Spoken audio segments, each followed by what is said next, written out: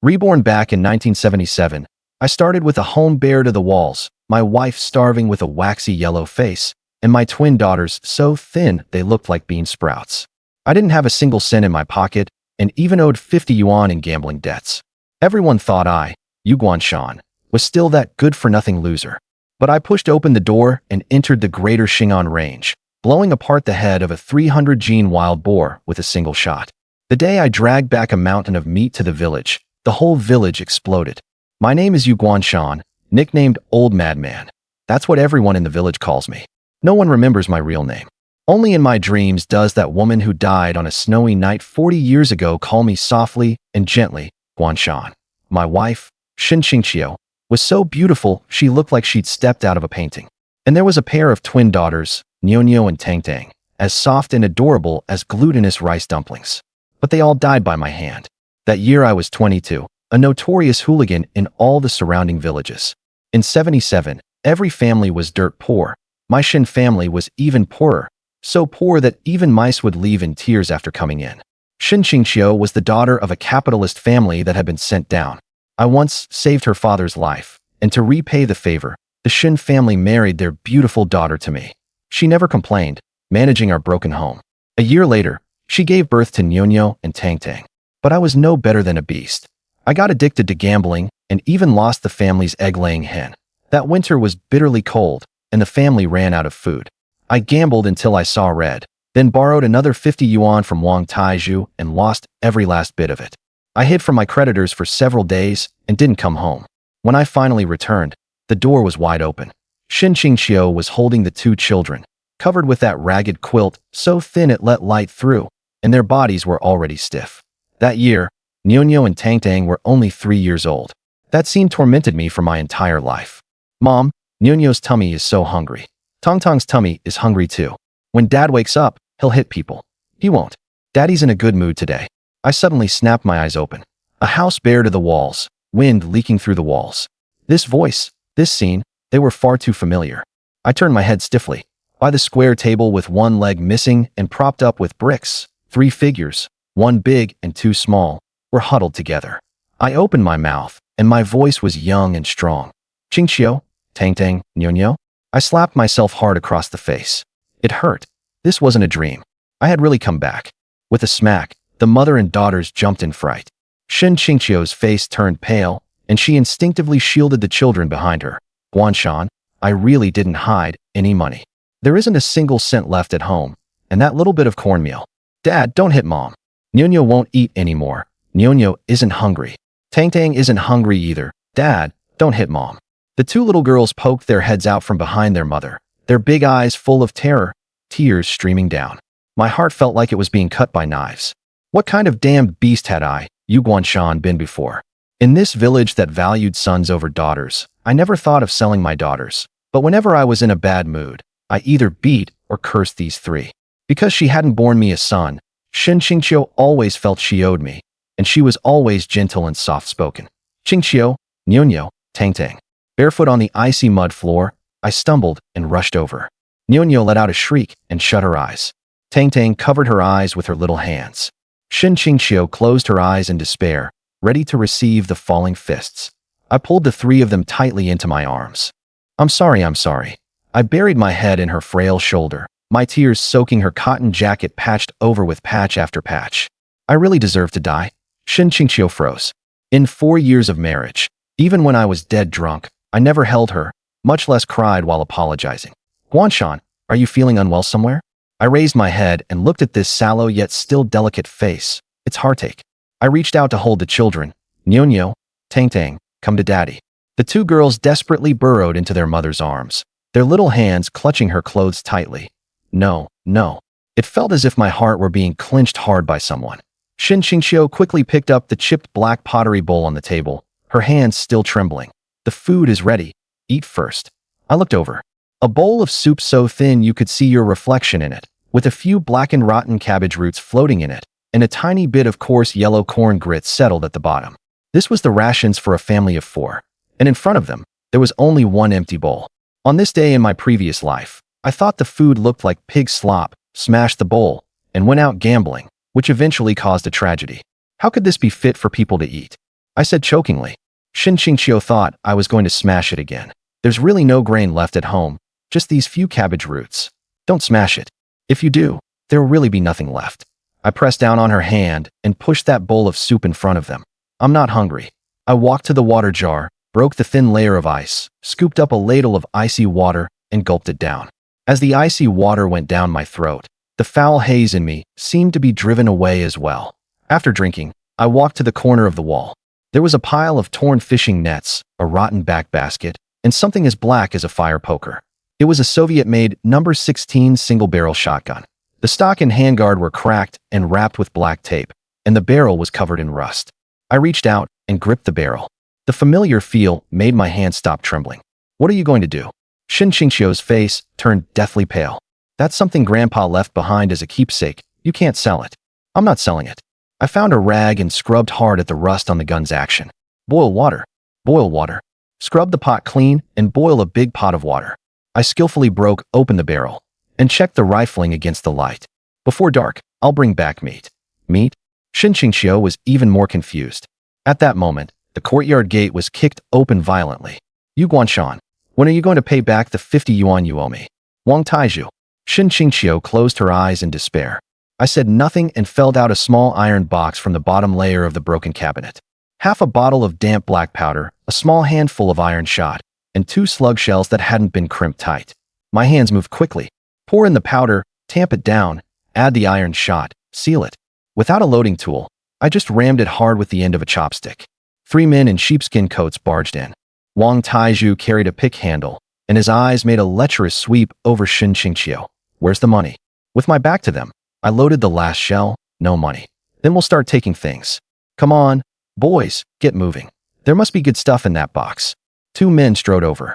Shin Qingqiu shielded the wooden box behind her. No. My mother left that to me. Who cares who left it to you? A debt must be paid. Click. The sound of the barrel snapping shut. I turned around, the gun in my hand, the muzzle angled toward the ground. I looked at Wang Taizhu's knees. Not at his face. At his knees. The gaze of a hunter when breaking a prey's legs. Wang Taizhu shuddered from the way I looked at him. Who are you trying to scare with that broken fire poker? Shooting someone is against the law. So you know it's against the law too. I took a step forward. Trespassing into a private home, robbing property. If I fire this shot, both your legs will be blown into mush. If the commune asks, I'll say I thought a wild boar got in. There are no bullets in your gun. I flicked the hammer back to the cocked position with my thumb. Then want to try? No one dared to try. Wang Taizhu looked at the pitch-black muzzle, then at my eyes. Fine, I'll give you 3 more days. If I don't see the money in 3 days, even the king of heaven himself won't stop me from tearing this house apart. They left. I slowly lowered the gun, my palms drenched in cold sweat. The gunpowder had gotten damp, and whether it would even fire was anyone's guess. I looked at Shin Qingqiu and the 2 girls. Wait for me to come back. I put on my only thick piece of clothing, put on a hat, tucked the rusty hunting knife into my waist, grabbed a handful of iron shot, and stuffed it into my pocket, then pushed the door open and went out. North of the village lay the outer reaches of the greater Xing'an range. The snow was knee-deep, and every step was a struggle. This body was malnourished and weak. After walking just 2 li, I was already gasping for breath, my vision darkening. But I couldn't stop. My wife and children were waiting at home to eat. After another 5 minutes, I couldn't hold on anymore and bent over to grab a handful of snow and stuff it into my mouth. The icy snowmelt jolted my nerves and cleared my head a little. When I reached the edge of the woods, I began observing my surroundings. There weren't many large animals near the forest edge, mostly pheasants and rabbits. Better to get started first. Even one bird could make a pot of soup. Under an old elm tree, there were several lines of tiny paw prints in the snow. The thin line in the middle was the mark left by a dragging tail, with little plum blossom prints on both sides. A pheasant. It had just been left there. The edges of the prints hadn't yet been hardened by the wind. I followed the tracks forward. I kept my body low and tried not to step on dead branches. With every step, I tested the firmness of the snow beneath with my toes. The wind was from the northwest, so I had to move against it. This way the prey wouldn't catch my scent. Up ahead in the bushes, I could see red rose hips, and a low cooing sound drifted over. I stopped and raised the gun. My arms were trembling a little, from hunger, low blood sugar, something I couldn't control. I took a deep breath, held it, and forced my trembling wrist still. The bushes stirred. A pheasant poked its head out, its red comb vivid against the snow. It was very alert, stretching and retracting its neck, pecking at the snow and then lifting its head to look around. The distance was 30 meters. At that range, the spread of the iron shot would be about the size of a wash basin. I had to aim for the head. If I hit the body, the meat would be ruined, and with its thick feathers, a pheasant wasn't easy to kill. I narrowed my right eye. The front sight on the barrel had long been worn off, so I had to rely entirely on feel. Wait for the wind to die down a little. The wind weakened. The pheasant turned sideways, exposing its whole neck. Now, bang! The gun jolted, black smoke burst out, and the smell of sulfur spread through the air. Ignoring the ache in my shoulder, I strode forward with the gun in hand. The pheasant was flapping in the snow, the flesh around its neck a bloody mess. A hit. I bent down, grabbed it by the base of the wings, and lifted it up. More than 3 gene, not bad. First blood. Once blood had been drawn, this mountain was no longer a mountain that ate people. It was a storehouse that fed them. I pulled out the knife and deftly bled it. I couldn't bear to throw away anything from the crop either. Inside were undigested grass seeds and corn kernels. 1 chicken was enough to give the children a full meal. But to pay off the debt, it was far from enough. 50 yuan was an astronomical figure at this time. This chicken would fetch at most 2 yuan at the supply and marketing cooperative. I had to keep going. I hung the pheasant at my waist and continued deeper into the mountains. The farther in I went, the denser the forest became, the dimmer the light, and the eerier the atmosphere. I stopped in front of a hazel grove. I knew this place. In my previous life, this grove had yielded quite a few good things, and roe deer loved to stay here most. At the base of the hazel trees, I found a pile of black droppings, oval-shaped, about the size of broad beans. Still warm. Roe deer droppings. Judging by the size and amount, this roe deer wasn't small, at least 50 to 60 gene. Roe deer meat sold for 0.5 yuan per gene on the black market. This one alone could be sold for 30 yuan. Add the hide, and I could repay most of the debt. My heartbeat began to quicken. I followed the tracks. The hoof prints were much deeper than the pheasant's. The front hooves were deeper and the rear hooves shallower, which meant it was walking slowly and foraging, not very alert. After following them for 20 minutes, a small sunlit hollow sheltered from the wind appeared ahead. I lay behind a snowy slope, exposing only my eyes. In the hollow, a grayish-yellow roe deer was lowering its head to nibble at the withered grass sticking out of the snow, the white fur on its rump bobbing up and down like an exploded white flower. About 50 meters away by eye. A bit too far. The single-barrel gun had limited range, especially with birdshot, whose killing power was greatly reduced. I had to get closer. I crawled forward. Ice and snow poured into my collar and sleeves, but I couldn't feel the cold. Hope was right in front of me. 40 meters. 30 meters. Suddenly, the wind shifted. What had been headwind instantly became tailwind. The roe deer jerked its head up, its big ears swiveling like radar. It had caught the human scent. With a sharp cry, it sprang away on all 4 legs as if mounted on springs, covering more than 10 meters in the blink of an eye. Damn! I didn't have time to take careful aim. I raised my hand and fired. Bang! The roe deer staggered in midair, one of its hind legs hit and limping for a moment. But it didn't go down. If anything, the fright made it even faster, and it plunged headlong into the depths of the dense forest. I scrambled up and gave chase. I ran wildly through snow up to my knees, my lungs about to burst. After chasing it for 500 meters, the bloodstains on the ground grew fewer and fewer, until they disappeared completely. I braced myself against a tree and coughed violently, so hard I couldn't straighten my waist, and in the end spat a mouthful of sour water onto the snow. I'd lost it. 30 yuan had run off right under my nose. I raised my hand and punched the tree trunk. Snow rustled down from the branches, pelting my head and face. This was reality. There was no system, no cheatability. All I had was a frail body and a broken gun. The sun was about to set. The temperature in the woods was already low, and now it was even colder. After dark, the forest became 100 times more dangerous, with wolf packs, wild boars, and black bears all coming out to forage. But I wasn't willing to go back just like this. I lowered my head and looked at the lone pheasant hanging at my waist. If I went back now, 3 days later it would still be a dead end. I couldn't go back. I took out the last slug. It was meant specifically for big game, a lead bullet with great power. One shot could blow apart a wild boar's skull. But there was only this one round. When I was chasing the roe deer just now, I passed an old oak grove. A large patch of bark had been rubbed off, and the frozen ground had been rooted up. Wild boar territory. A solitary male wild boar was called a powell onesie. If you ran into a powell onesie, Either you killed it with one shot, or it ripped open your belly. I touched my shriveled stomach, and the sallow little faces of my wife and 2 children surfaced in my mind. I was going all in. The old oak grove was filled with a strong, rank, fishy stench, the distinctive body odor of wild boars. I moved even more carefully than before and found a red pine as thick as an embrace on the downwind side. Its branches were low. If I couldn't kill it with one shot, I could still climb the tree to save my life. I hid behind the trunk, exposing only one eye. The woods were terrifyingly quiet. Heavy footsteps came along with snorting sounds. A gigantic beast emerged. It was fucking huge. A fully grown male wild boar, its black bristles standing on end, with 2 tusks curving upward, longer than daggers. Its whole body was covered in a hard crust mixed from pine resin and mud. By eye, it weighed at least 300 gene. My palms started sweating again. I took a deep breath, wiped my hands hard on my padded jacket, and gripped the stock tightly again. The distance was too great to shoot. The slug was powerful but inaccurate. Hitting that thick armor-like hide would be no different from scratching an itch. A wild boar's weak spots were behind the ears or the eye sockets. It had to be a one-shot kill. I bent down and grabbed a handful of dry dirt to check the wind direction. Downwind. No good. I'd have to circle around. Using the tree trunks for cover, I slowly moved to the side. Every step was light, afraid of stepping on a dry branch and giving away my position. 60 meters. 40 meters. The wild boar suddenly stopped. It raised its head, its blood-red little eyes fixed deadly on the direction where I was hiding. It had smelled something or heard something. It snorted out a puff of white breath and scraped the ground twice with its front hooves. A sign it was about to attack. I'd been spotted. Run? I couldn't outrun it. Climb a tree? Too late. Since I couldn't avoid it, then fight. I darted out from behind the tree, dropped to one knee, and jammed the butt of the gun hard into my shoulder pocket.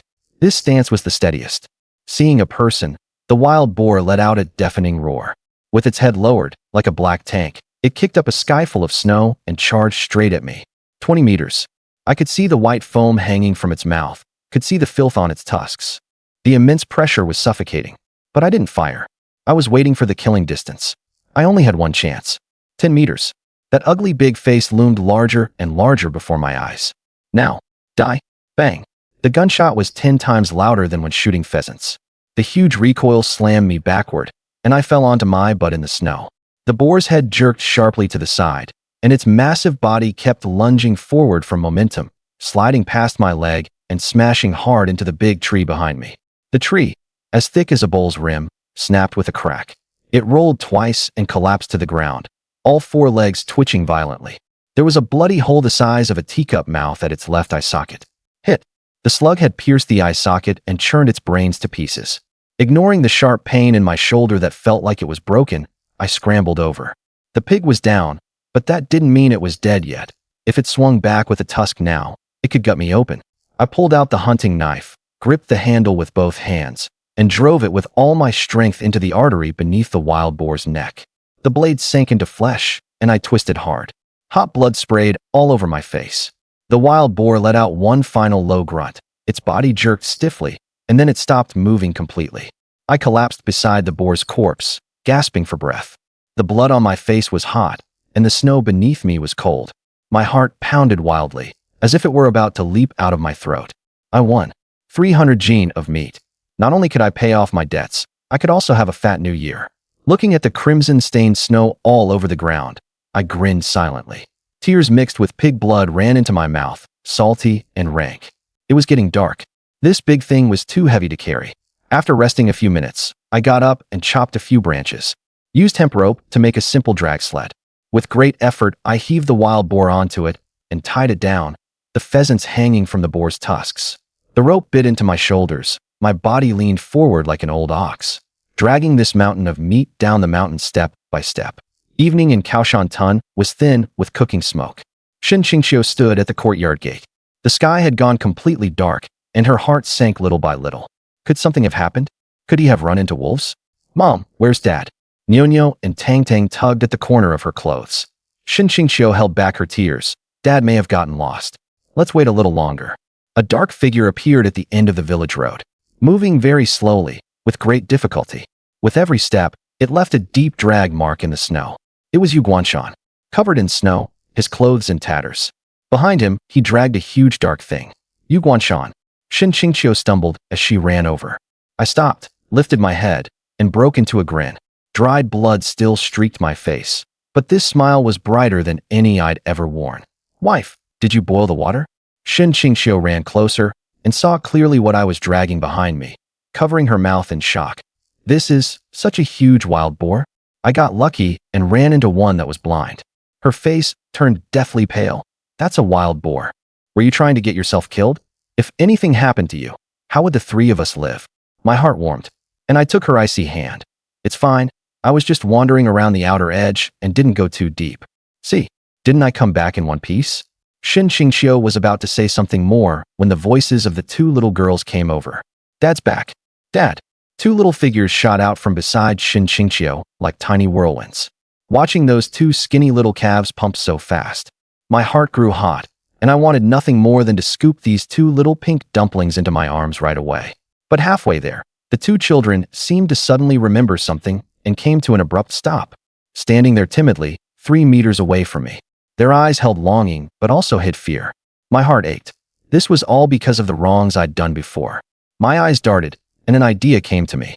Whoever lets Daddy hold her gets a big chicken drumstick to gnaw on tonight. You're lying. Where would there be any drumsticks? Nyonyo's eyes were full of disbelief. Daddy isn't lying? Tang Tang was a bit bolder and edged forward a small step. Yu Guanshan turned slightly to the side, pointed behind him, and grinned, showing a mouthful of white teeth. Since when has Daddy ever lied to you? Not only are there big chicken drumsticks, there's pork too. I want some. Me too. Nyonyo was still young after all. Once her craving kicked in, she forgot everything else and came toddling over on her short little legs, shouting with her eyes closed. Let Daddy hold me. Even if you spank me, Nyonyo accepts it. Seeing her little sister go for it, Tang Tang rushed over too, muttering softly, Daddy, then be gentle. Seeing his two daughters looking like they were marching bravely to their deaths, Yu Guanshan found it both funny and heartbreaking. He squatted down and, with one sweep of his long arms, steadily picked up the two little ones, one on each side. The little bodies in his arms clearly stiffened for a moment. Yu Guanshan said nothing, only gently rubbed his stubbly chin against their soft little cheeks. The rough sensation made the two children shrink their necks and dodge, giggling out loud. Don't worry, from now on Daddy will never lay a finger on you again. After a while, seeing that they weren't getting hit, the two little ones grew bolder and wriggled around in his arms. Dad, where's the drumstick? Nyonyo widened her round eyes and looked around everywhere. It's on the pig's snout. Come on, Daddy's going home to make wild chicken for you. Yu Guanshan set the children down and, together with Shin Qingqiu, dragged the wild boar into the yard. Once inside the yard, they shut the gate. This little patch of heaven was finally safe. Yu Guanshan did not rest right away. Before the boar's body froze stiff, he had to gut it quickly. He had Shin Qingqiu hold up the kerosene lamp while he took the knife and skillfully slit open the pig's belly. When that large mass of steaming innards was exposed, Nyonyo and Tang Tang pressed against the window, drooling with hunger. Yu Guanshan held up the already dead wild chicken. Tonight, we'll stew this chicken first. Shin Qingqiu looked at the wild chicken, and a trace of hesitation flashed in her eyes. We'd better take it to the commune to exchange for money. One wild chicken can trade for quite a lot of rice. Rice is selling for around 0.14 yuan right now, but this pheasant is a rare item. If you take it to the black market or the supply and marketing cooperative purchasing station, you can sell it for at least 1.5 to 2 yuan. In an era when work points were worth only a few cents, this was a huge sum of money. Exchange it for what money? Yu Guanshan walked into the kitchen and, without another word, picked up the cleaver. Could money be more important than his daughter's health? Look how skinny these two kids are, like little bean sprouts. This chicken is for building up your health. Besides, no one buys dead chickens. Shin Qingqiu couldn't argue with him and could only nod. Then you rest. I'll do it. No, today I'll show you what I can do. Yu Guanshan rolled up his sleeves and pressed Shin Qingqiu onto the small stool. You just help me tend the fire. You know how? Shin Qingqiu looked skeptical. In this family, Yu Guanshan used to be the kind of man who wouldn't even pick up a fallen soy sauce bottle. Just watch. Yu Guanshan moved with remarkable efficiency. Boiling water, scalding the feathers, plucking them clean, all in one smooth motion. The two little ones weren't idle either. Squatting by the big wooden basin, they helped pluck the fine down, and every now and then they stuck pretty tail feathers on top of their heads, giggling and fooling around. Pheasant meat is firm and needs a good long stew. Yu Guanshan chopped the chicken in half, then chopped one half into small pieces and found the chipped earthenware pot at home and scrubbed it clean. The chicken went into the pot in cold water. The scum was skimmed off, and then he poured both the broth and the meat into the earthenware pot. The family was poor and had no scallions, ginger, or spices, so he went to the old prickly ash tree in the corner of the yard and picked a handful of leaves, washed them, crushed them, and threw them in. At least that would help get rid of the gamey smell. He put the lid on the earthenware pot and buried it deep in the pile of charcoal in the stove. This was slow cooking. He planned to stir-fry the remaining half of the chicken. After heating the iron wok, Yu Guanshan searched out the family's oil jar from memory. One look at the jar showed there was only a thin layer left at the bottom. But he hardened his heart and scooped out a big ladle of dark yellow rapeseed oil. Smoke rose from the oil. Shin Qingqiu was so startled she stood up. "Oh my, are you not planning to live frugally anymore? That oil was only given by eldest brother at mid-autumn, and that one ladle means you've used up a whole month's worth of oil." Yu Guanshan's hand didn't shake as he poured in the chicken pieces and quickly stir-fried them. This pheasant has no fat in it and is dry as firewood. It has to be flash-fried in oil to bring out the flavor. Shin Qingqiu pressed her lips tightly together in distress. The chicken tumbled in the hot oil, its fat forced out and mingling with the aroma of rapeseed oil, instantly taking over the entire kitchen. Before the chilies even went into the wok, the two children were already leaning over the stove, standing on tiptoe and sniffing hard. "Dad, it smells so good, so good. I can't even control my drool. I want to eat it right now." Yu Guanshan picked up a bone-in piece of meat, blew on it, tore off a small strip, and stuffed it into Nyonyo and Tongtong's mouths. "Just have a taste." "Careful, it's hot." Nyonyo gasped from the heat, but couldn't bear to spit it out. She swallowed it whole, her eyes sparkling. Delicious, really delicious. Half an hour later, the meal was served. That wobbly table had also been wiped spotlessly clean by then. The chicken soup in the earthenware pot had stewed into a golden yellow, with a glistening layer of oil floating on top. The stir-fried pheasant, though seasoned with only dried chilies and salt, carried a primitive, wild fragrance. Yu Guanshan put a big drumstick into each of his two daughters' bowls, then piled Shin Qingqiu's bowl full of chicken breast. "I don't like meat. Soup is enough for me." Shin Qingqiu tried to put the meat back. Yu Guanshan blocked her chopsticks and glared. "If I tell you to eat, then eat. This meat is tough and gets stuck in my teeth. My teeth aren't good, so I can't eat it." As she spoke, she picked up her bowl and gulped down a big mouthful of soup, slurping loudly, but only picked up 2 pieces of chicken neck to gnaw on. "Mom, eat this. The drumstick is really fragrant." Tang Tang lifted the drumstick from her bowl to shun Qingqiu's mouth. There was still a row of little teeth marks on it. Nyonyo raised hers too. "Mom, take a bite first." Shin Qingqiu's eyes reddened. She lowered her head and lightly nibbled a bit of skin from each drumstick, so fragrant. "Hurry up and eat, so you can grow tall." Only then did the 2 little ones bury their heads and chew away, their mouths glistening with oil. Watching this scene, Yu Guanshan felt sweeter than if he had eaten honey. Suddenly, a pair of chopsticks reached his mouth, holding a thick piece of chicken breast. "You do physical labor.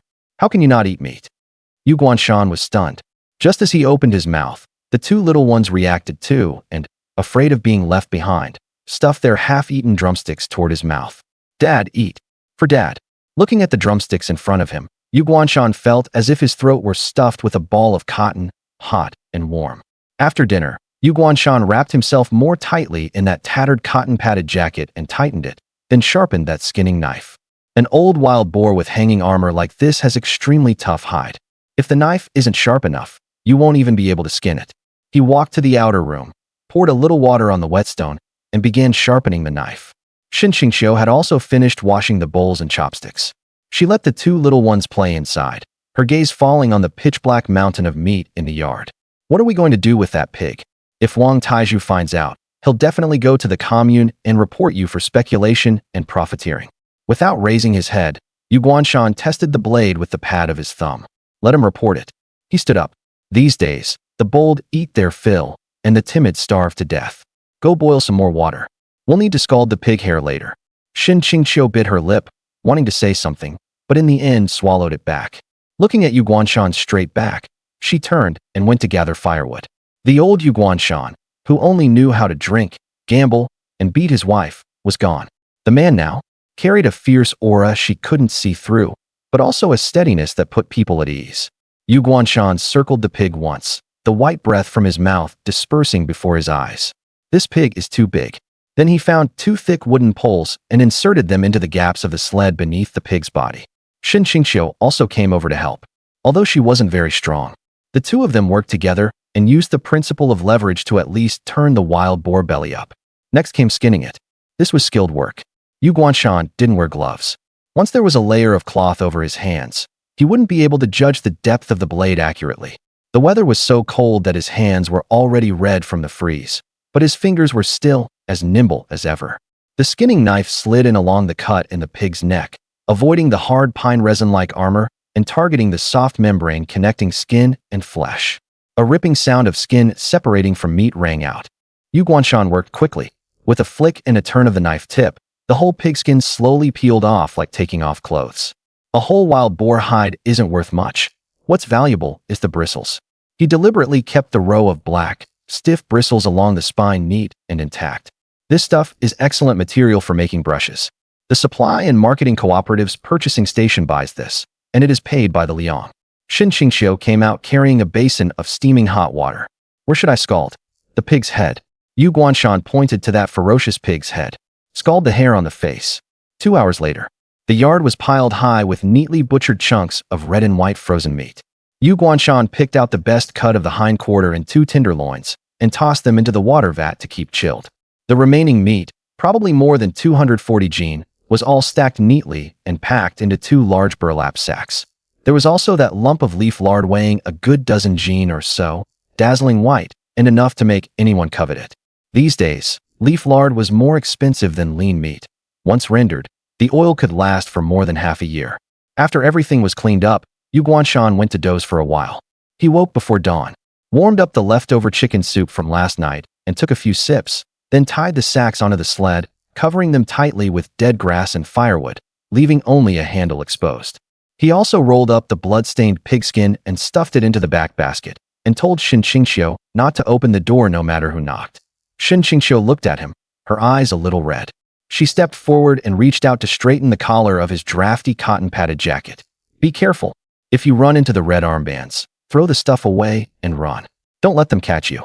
Yu Guanshan lowered his head and looked at her.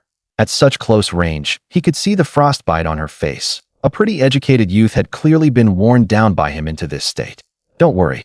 After saying that, he hitched the thick hemp rope onto his shoulder, leaned forward, pulled up the heavy sled, and walked out through the courtyard gate. There were still few people on the village road. Now and then he ran into villagers up early to empty their urine pots. Seeing Yu Guanshan pulling a whole load of firewood, no one paid any attention. Who could have guessed that what this penniless hooligan had on his cart was pork? He left the village and got onto the main road leading to the forestry bureau. There were ruts in the road, pressed out by Jiefeng brand trucks hauling timber. Yu Guanshan did not take the main road, but instead followed the drainage ditch by the roadside. It was concealed here, and if a vehicle came by he could drop flat at any time. 50 li of mountain road, all on his own 2 legs. By noon, the sun had turned harsh. Sweat ran down the groove of his spine, and when the wind hit it, it turned ice cold all over again. Yu Guanshan stopped, grabbed a handful of snow, and stuffed it into his mouth to chew. It was a sweetness that chilled him to the core. Up ahead was the forestry bureau's log yard. Yu Guanshan did not go to the front gate, but circled around to an alley behind the lumber yard. This was the back door of the state-run restaurant, and also the biggest black market distribution point in the area. Calling it a black market was really just a few bold profiteers trading grain coupons, cloth coupons, and mountain goods on the sly. Yu Guanshan pulled the sled to a secluded spot at the base of a wall, then squatted in the corner with his hands tucked into his sleeves, watching the people passing by. Before long, a fat man in a greasy white coat came out carrying a basin, getting ready to dump the leftovers into the slop bucket. Yu Guanshan's eyes lit up. It was him, Chef Zhao of the state-run restaurant, also the biggest buyer in this area. In his previous life, Yu Guanshan had dealt with him quite a bit. This man was a bit greedy for small advantages, but he paid promptly and kept his mouth shut. Yu Guanshan stood up, looked around, and seeing no one paying attention, darted over in 2 strides. Master Zhao. Old Zhao jumped in fright, and the slop in the basin almost spilled out. Turning around, he saw a young man in a tattered cotton-padded jacket, his face weather-beaten, and immediately frowned. If you're begging, go to the front door. No alms at the back door. I'm not in the business of feeding beggars. Yu Guanshan lowered his voice, slipped a hand into his clothes, and pulled out a neatly cut square of pig leaf lard wrapped in cloth, then revealed a bit of the tip of a wild boar tusk. A big one, just down from the mountain and still in armor, over 300 gene. Want it? Old Zhao's mung-bean eyes instantly went wide. He sniffed and caught that distinctive smell on Yu Guanshan, blood and pine resin. That was the scent of genuine mountain game. These days, even domestic pigs were so skinny they were all skin and bones, so where would any fat come from? Wild boar meat might be tough, but it was real meat. Especially that slab of back fat. Just looking at it was pleasing. Where is it? Old Zhao lowered his voice and glanced around. By the base of the wall. Yu Guanshan pointed at that inconspicuous sled. Old Zhao set down the basin, rubbed his hands, and followed Yu Guanshan over to the sled. Yu Guanshan lifted a corner of the dry grass. That burlap sack packed solid with frozen chunks of meat, along with that savage-looking boar head with its vicious tusks, made Old Zhao swallow hard. To still be able to bag such a big boar in this season, brother, you've got real skill. Old Zhao reached out and pressed on the meat. How are you selling it? Take the whole lot. Yu Guanshan didn't waste words with him. You take the meat and the fat, and I'll throw in the head for drinking snacks. One flat price, 200 yuan. 200? Old Zhao nearly cried out. Are you robbing me? Pork at the Supply and Marketing Cooperative is only 0.72, and you don't even need ration coupons. Does the Supply and Marketing Cooperative even have any meat? Yu Guanshan let out a cold laugh.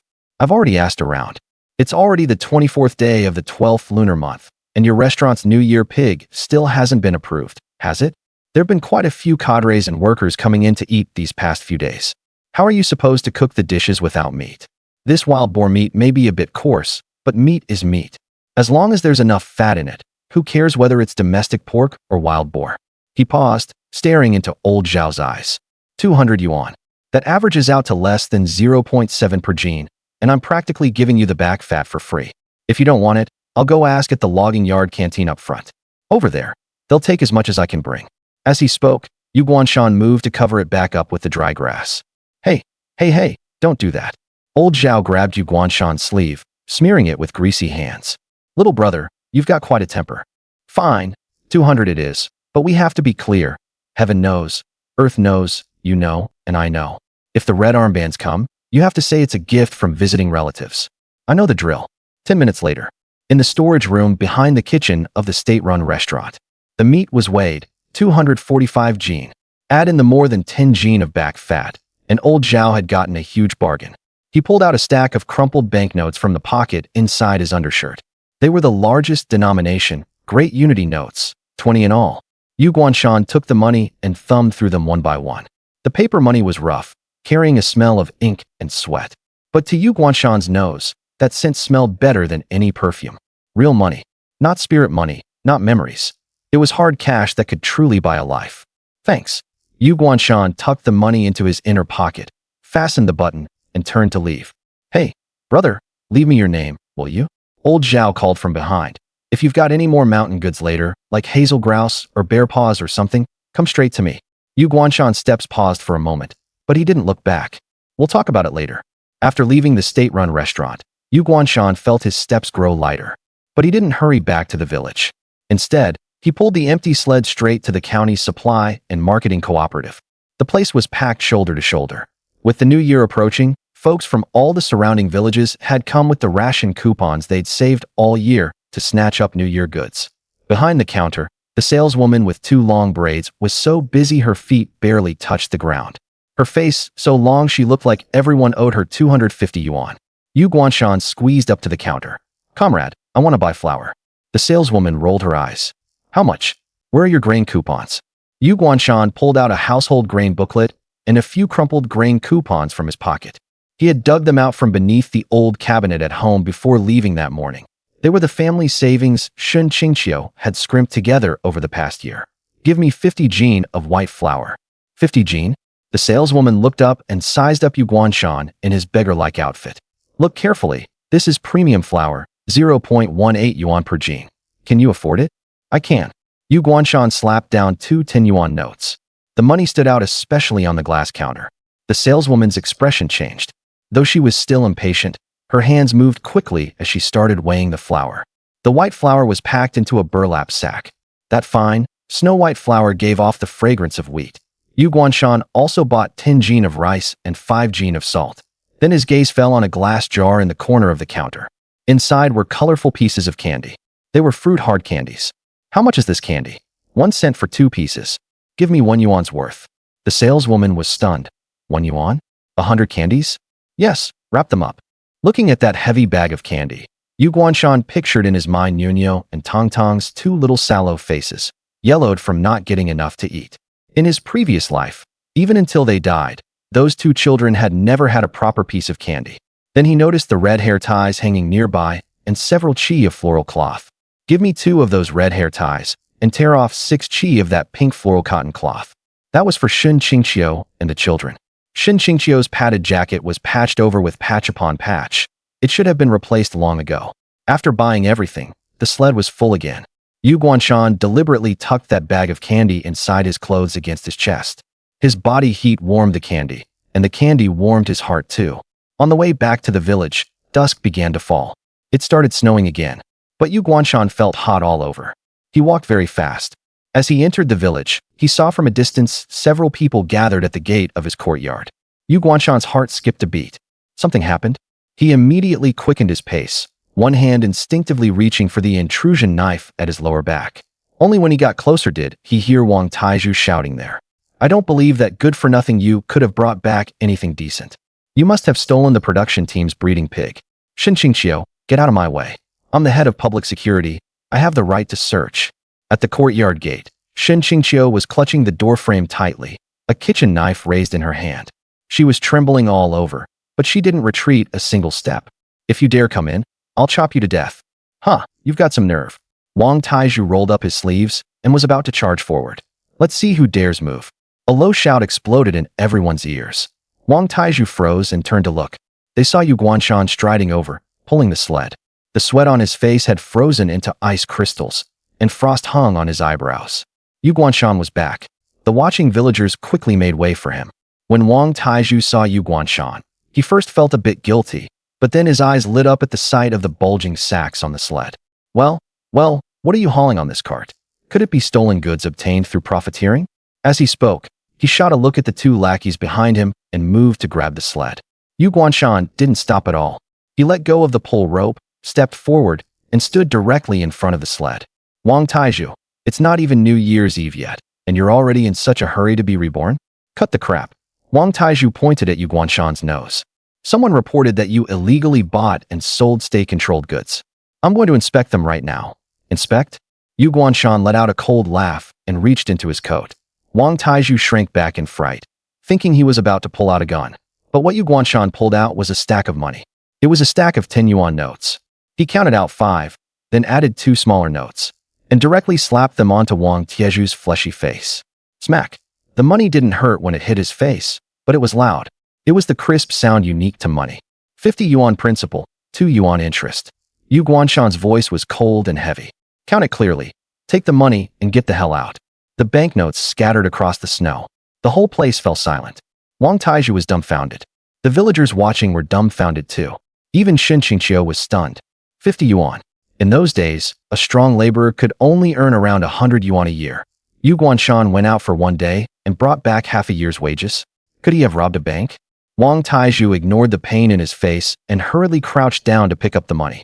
Then he held it up to the light to check the watermark, confirming it was unquestionably real. His face turned red, then white, looking uglier than if he'd swallowed a dead fly. He had originally come to pick a fight and ransack the house, but instead got viciously slapped in the face by money. It felt damn awful. Fine. Wang Taizhu stuffed the money into his pocket and forced out a sentence through clenched teeth. The debt is paid off, but this isn't over. If the stuff on your cart came from an improper source, that's white flour and rice bought from the supply and marketing cooperative. Yu Guanshan directly lifted a corner of the sack, revealing the snow-white flour bag inside, with the red stamp of Hongxing Flour Factory clearly printed on it. There's an invoice and a grain ration booklet. Do you want to check them? Wang Taizhu was left completely speechless. White flour. It was refined grain that people couldn't bear to eat, even during the new year. Yet this kid had actually bought a whole sack. Let's go? Wang Taizhu waved his hand sheepishly and fled in embarrassment with his men. If he stayed any longer, he'd lose all face completely. The villagers looked at Yu Guanshan with mixed expressions. Some were suspicious, some envious, and some jealous. Damn it. How could even the village loafer get to eat white flour now? This money definitely came from a shady source. How did he suddenly get rich overnight? Yu Guanshan paid no attention to the gossip. Get inside, it's cold outside. Yu Guanshan pulled the sled and said to Shen Qingqiu. Shen Qingqiu nodded, and as soon as Yu Guanshan entered the house, she immediately bolted the door. It was much warmer inside, and the Kong was burning hot. The two children were pressed against the window, and when they saw their father come back, they immediately cheered and rushed over. Daddy, Daddy! Yu Guanshan caught his two daughters in one sweep and lifted one on each side. In that instant, all the fatigue in his body seemed to vanish. Did you miss Daddy? Yes, Tang Tang said in a babyish voice, her little hand touching Yu Guanshan's stubbly face. Daddy smells nice. That was the smell of candy. Yu Guanshan put the children on the Kong and, like performing a magic trick, pulled out the packet of fruit candy still warm from his body.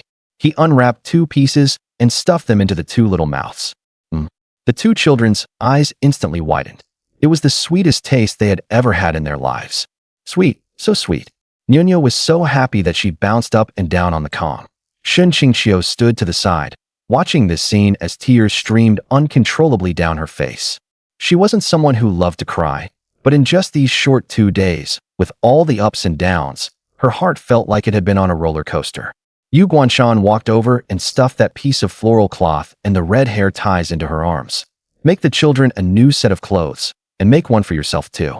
Shen Qingqiu touched the soft fabric, her hands trembling. Where did you get so much money? That pig sold for 200. Yu Guanshan didn't hide it from her. I bought flour and oil, paid off the debt, and there's still more than 100 left. You keep this money. As he spoke, he took out the remaining roll of money and stuffed it into Shen Qingqiu's hand. Shen Qingqiu felt the money burning her hand. More than 100 yuan. This could last for several years. This is only the beginning. Yu Guanshan smiled, took off his soaking wet cotton shoes, and sat cross-legged on the Kong. This is just the beginning. There are plenty of treasures in the mountains. Dinner was white flour steamed buns and braised pork with vermicelli. White flour, which they hadn't had in ages, and wild boar meat stewed until tender and mushy. It was the first time the family of four had eaten so much. After dinner, the children fell asleep. Yu Guanshan didn't sleep, but sat on the doorstep, watching the heavy snowflakes outside. It was beautiful beyond words. It was a snowfall he had never seen even in his previous life. After admiring it for a while, Yu Guanshan went to rummage through the small storage room, looking for more things suitable for hunting, like rusty animal traps. To his surprise, Shen Qingqiu was in the small storage room. She was wearing that padded jacket patched over with more patches, with her black hair loose over her shoulders.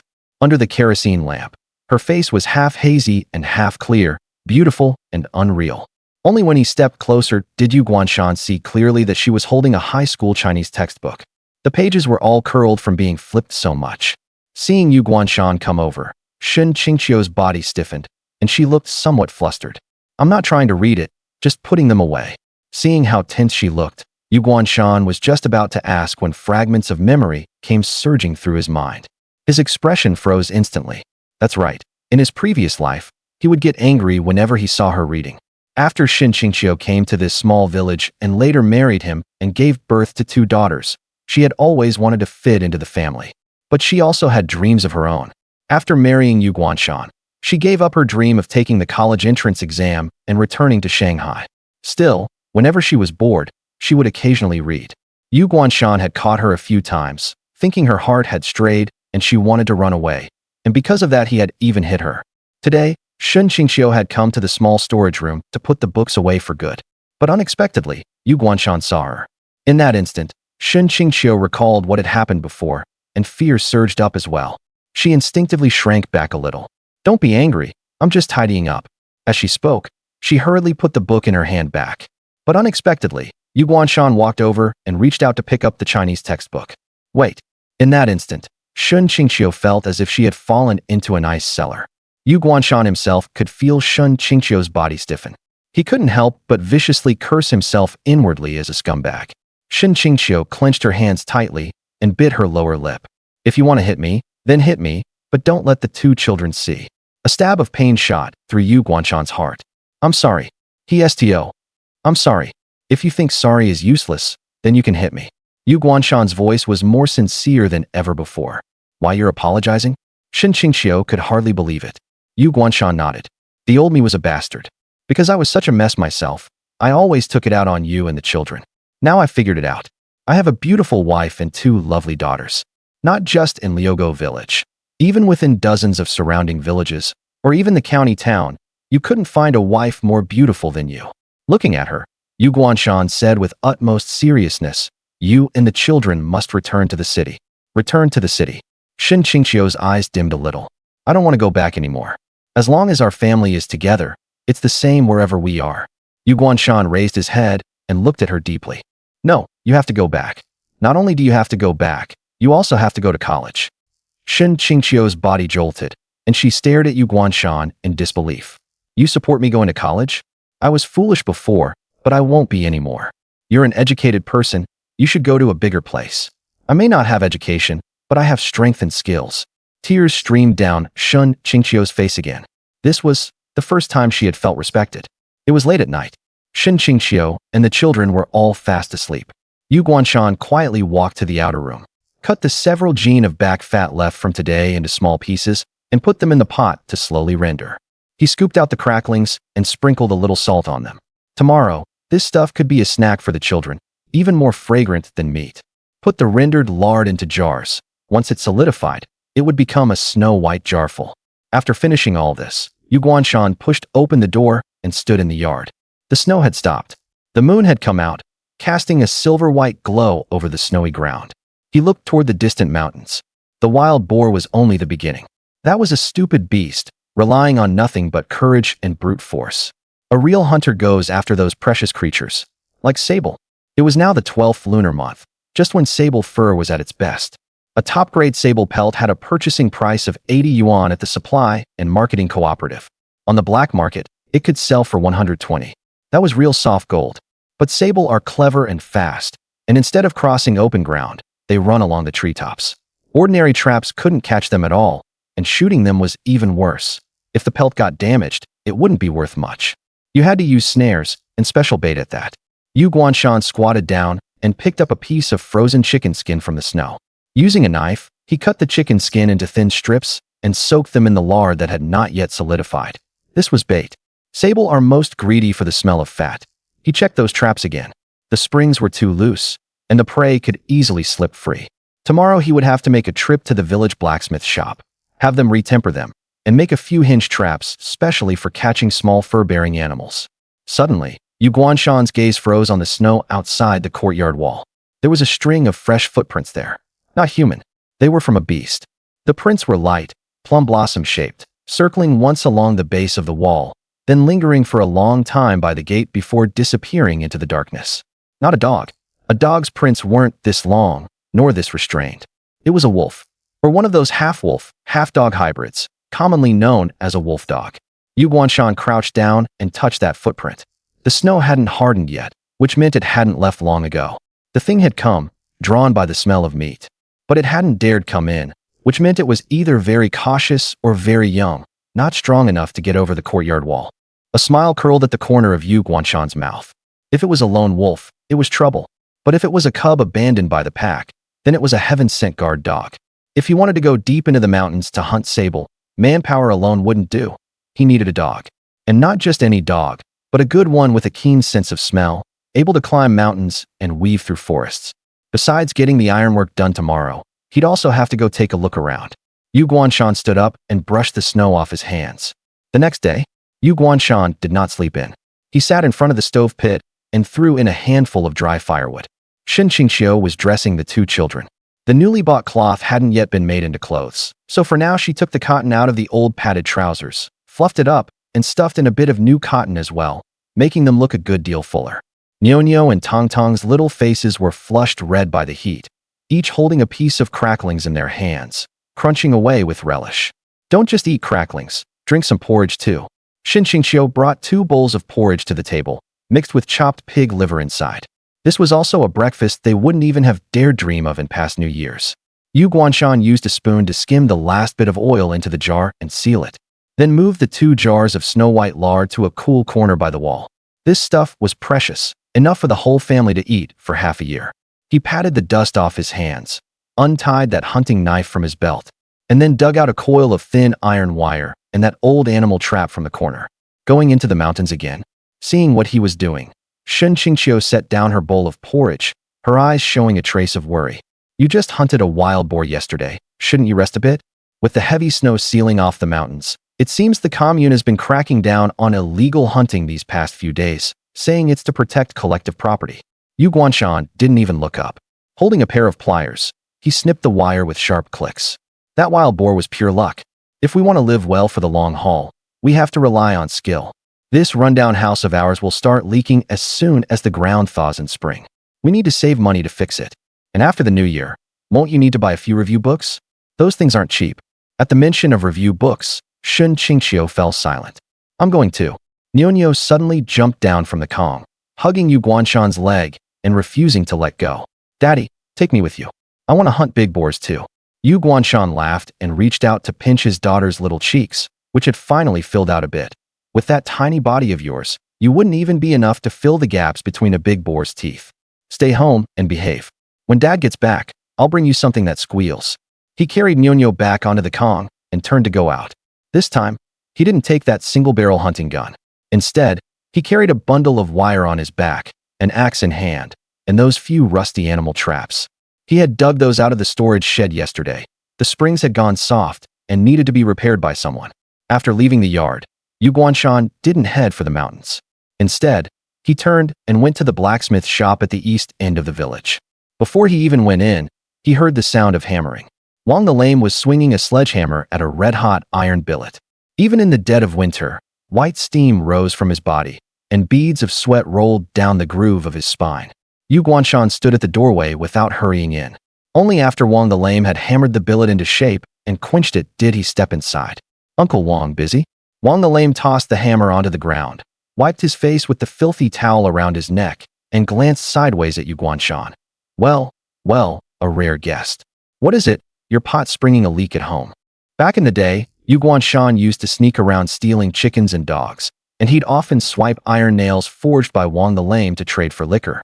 Wang the Lame had never looked kindly on him, but Yu Guanshan didn't get annoyed. He pulled a piece of pork wrapped in oiled paper from his coat.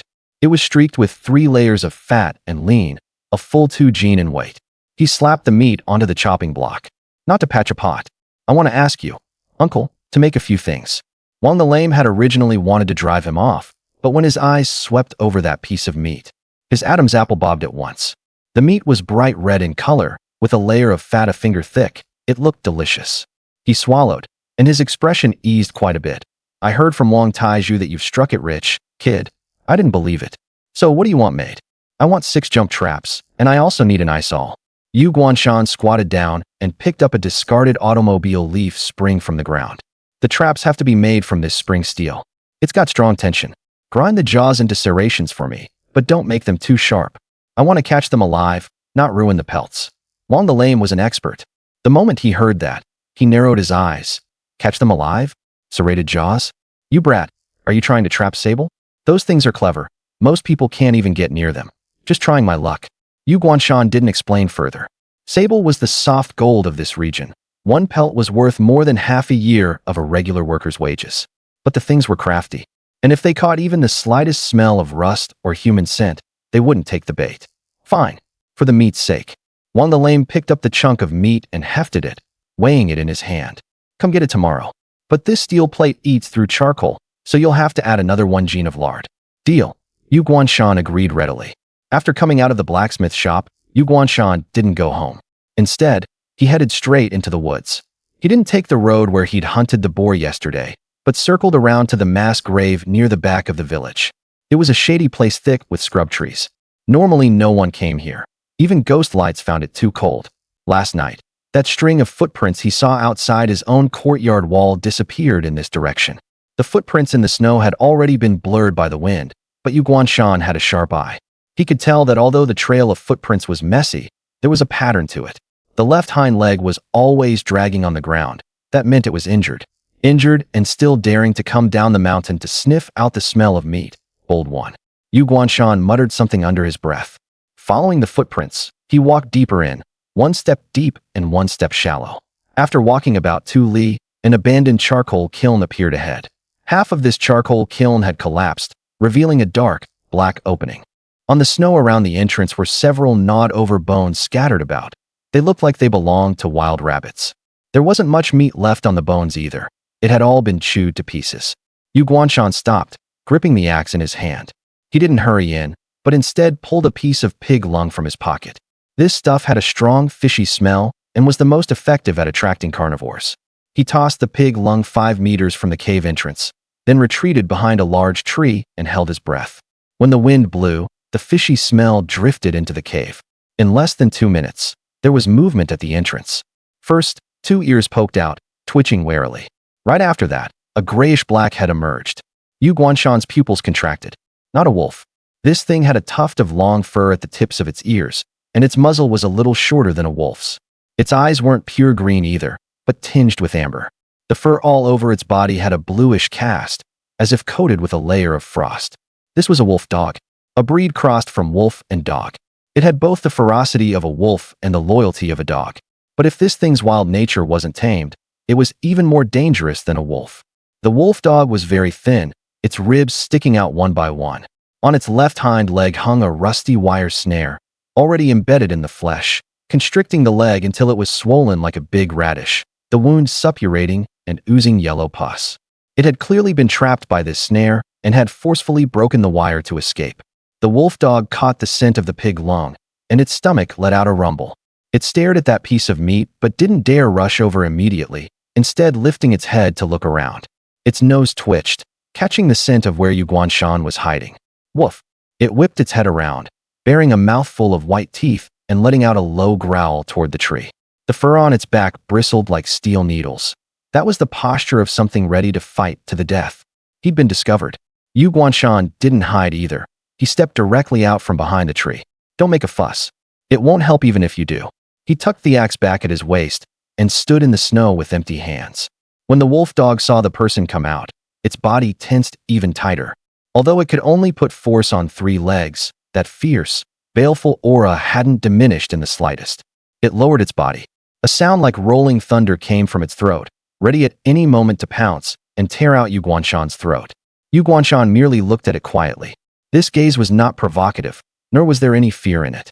It was simply calm, like he was looking at a child from his own family who didn't know any better. In his previous life, he had raised dozens of hunting dogs, and he knew that with this kind of hard-to-tame beast, the more you held a weapon, the more desperately it would fight you. You had to let it know that you were stronger than it, but that you didn't want to kill it. Hungry, huh?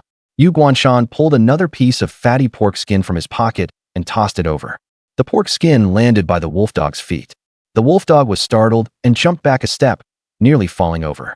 It looked at the meat, then at Yu Guanshan, its eyes full of suspicion. Yu Guanshan simply plopped down onto the snow.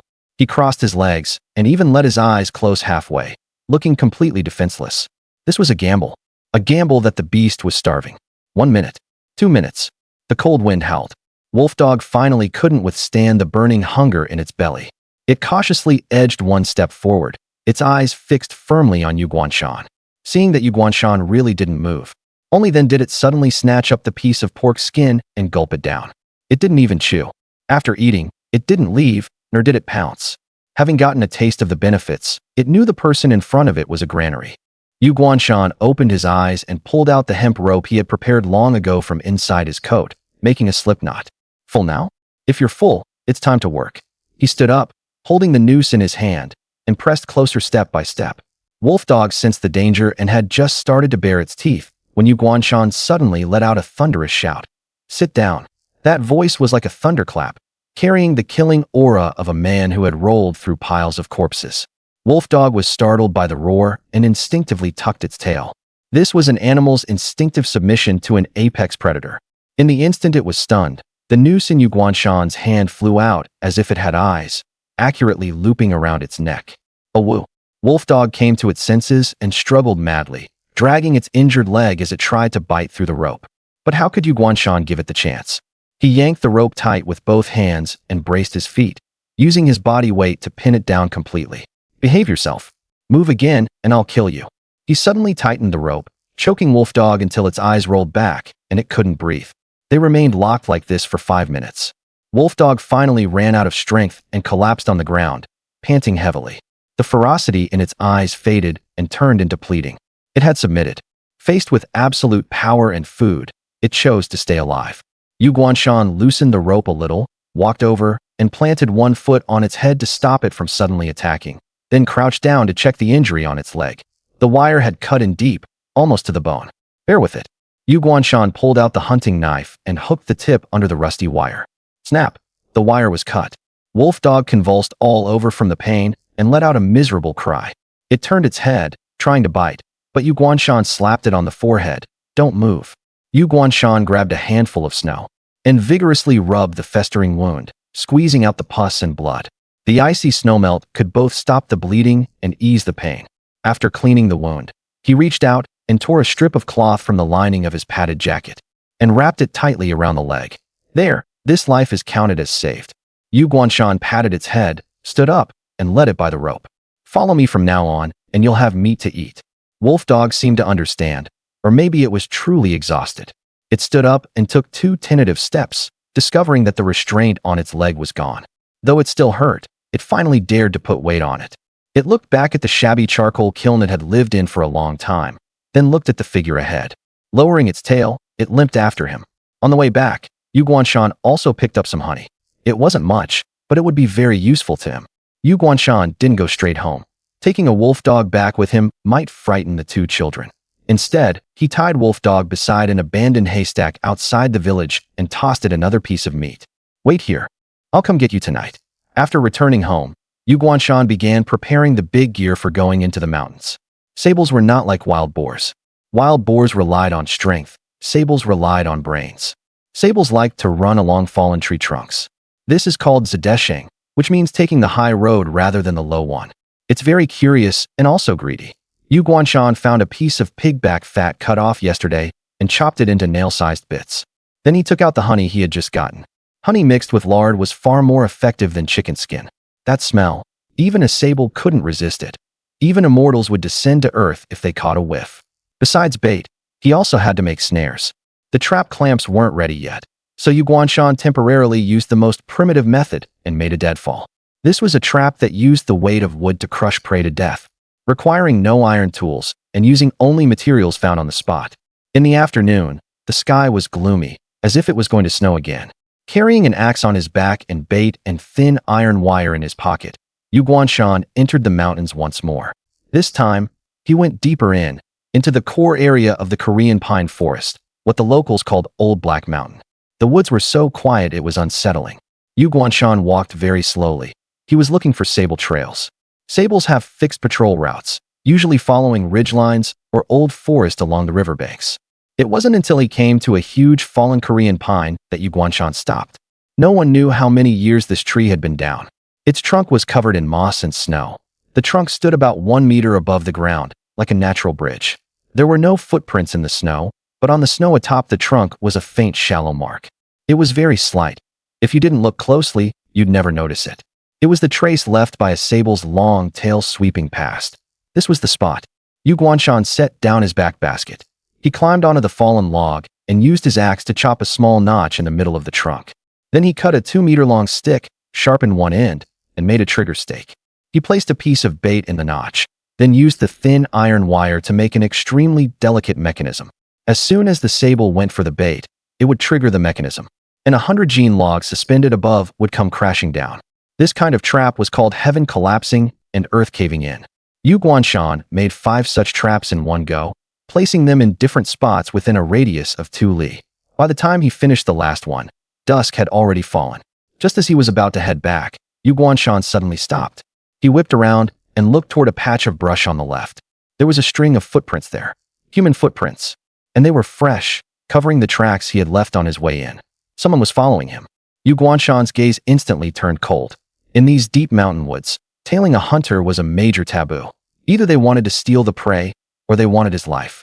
He didn't call it out, pretending not to notice, and continued back as if nothing were wrong. But one of his hands had already quietly moved to the handle of the axe at his lower back. He deliberately took a detour, then suddenly slipped behind a big tree and hid. In less than 2 minutes, a man in a tattered sheepskin coat and a dog fur hat came sneaking over. With his head lowered, he stared at Yu Guanshan's footprints, a thick wooden club still in his hand. It was Sun Xiaojun, the village loafer. This man usually loafed around doing nothing, specializing in petty theft and shady business, even more hated than Wang Taizhu. Sun Xiaojun followed the tracks to the big tree and suddenly realized the footprints were gone. He froze for a moment, just about to lift his head and look around. "Looking for your dad?" A cold voice came from above him. Sun Xiaojun shuddered in fright and jerked his head up. He saw the axe in Yu Guanshan's hand gleaming with a cold light, pointed right at the crown of his head. "Oh my God!" Sun Xiaojun was so scared he dropped onto the snow with a thud, even throwing away the wooden club in his hand. "Brother Shan, it's me, Sun Xiaojun."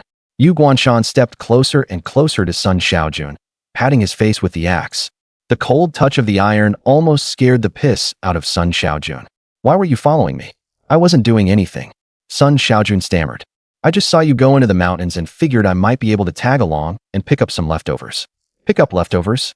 Yu Guanshan let out a cold laugh. "You wanted to steal from my traps, didn't you? These days, there's a rule that stealing a hunter's game costs you a hand." "I wouldn't dare, really I wouldn't." Sun Xiaojun kowtowed frantically. "Brother Shan, I was just dizzy from hunger.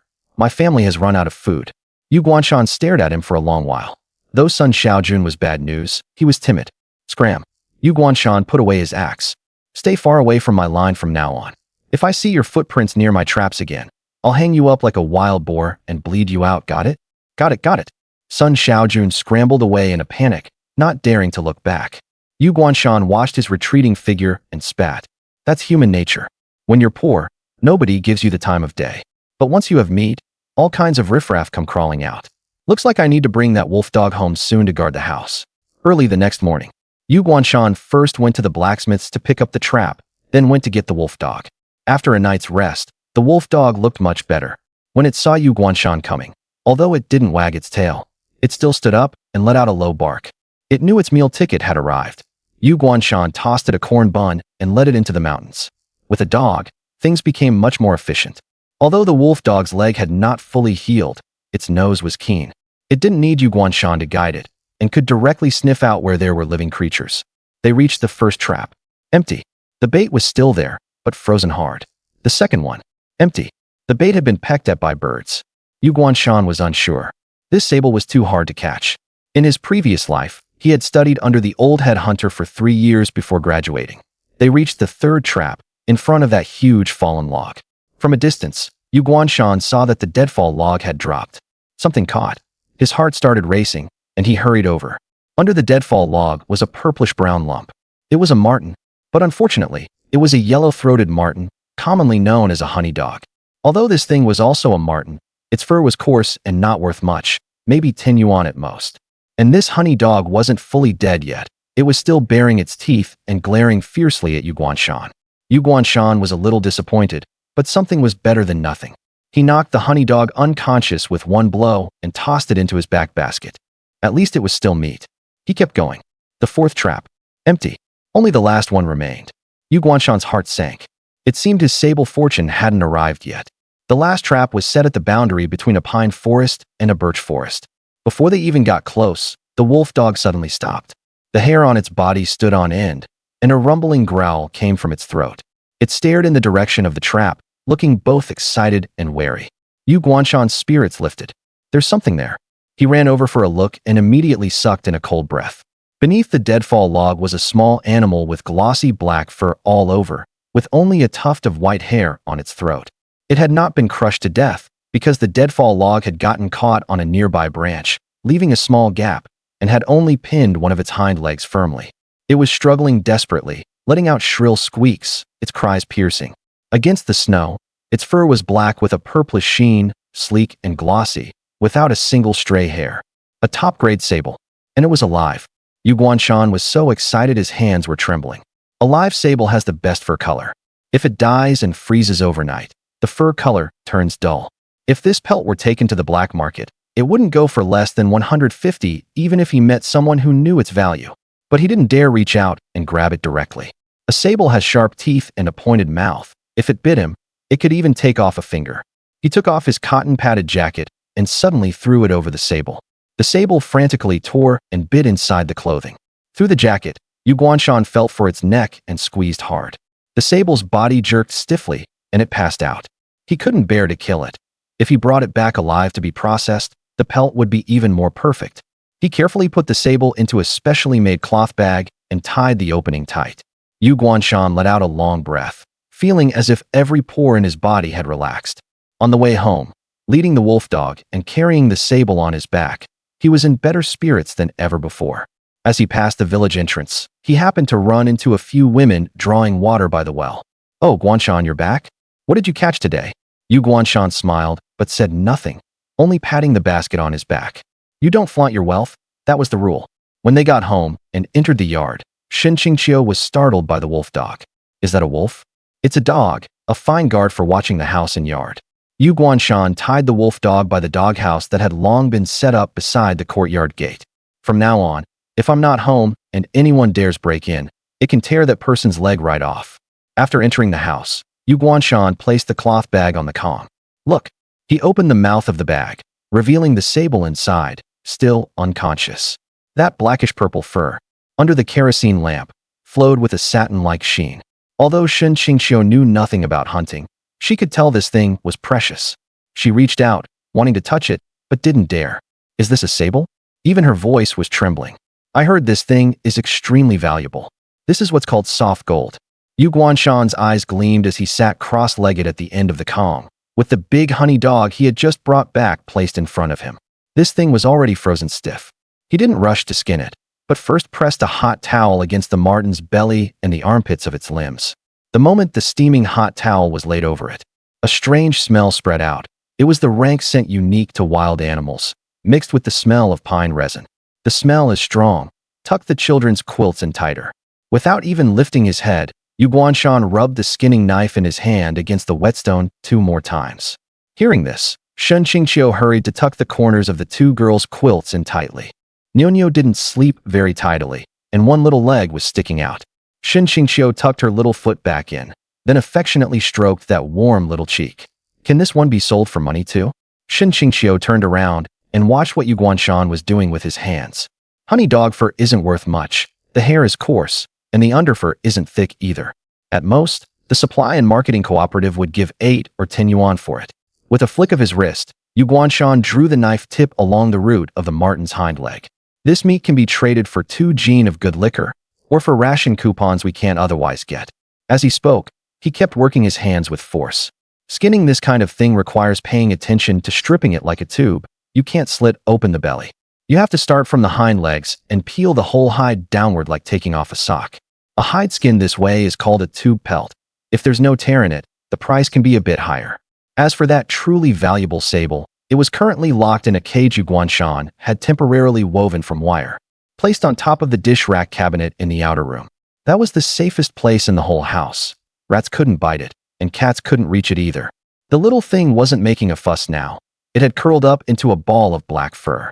Yu Guanshan stretched the skinned honey dog pelt over a willowwood frame he had shaved smooth long ago, then hung it from the beam to dry in the shade. The bright red carcass, meanwhile, was thrown into a basin of water to soak out the blood. "What about the live one?" Shen Qingqiu lowered his voice and pointed toward the outer room. "Keeping it? You can't keep it alive. This thing is high-strung. If it's confined too long, it stops eating and drinking. Once it gets thin from hunger, the pelt is ruined." Yu Guanshan wiped the grease and blood from his hands. "Early tomorrow morning, I'll make a trip to the forestry bureau. This can't be sold to the village consignment point. I have to take it to the bureau's purchasing station and find the old hand who specializes in buying fine furs." "The forestry bureau?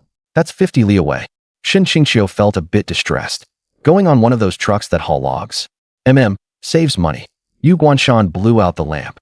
"Sleep. We still have to get up early tomorrow." Before dawn the next day, Yu Guanshan got up. Breakfast was the leftover pork stewed with glass noodles from last night, reheated. Yu Guanshan slurped down 2 big bowls, steaming all over with warmth. He covered the sable in the cage tightly with black cloth, carried it in a back basket, covered it with a layer of dry grass, and then pressed several split pieces of firewood on top to disguise it. "Bolt the door from the inside." Standing at the doorway, Yu Guanshan let out the wolf dog's chain a bit longer so it could reach the courtyard gate.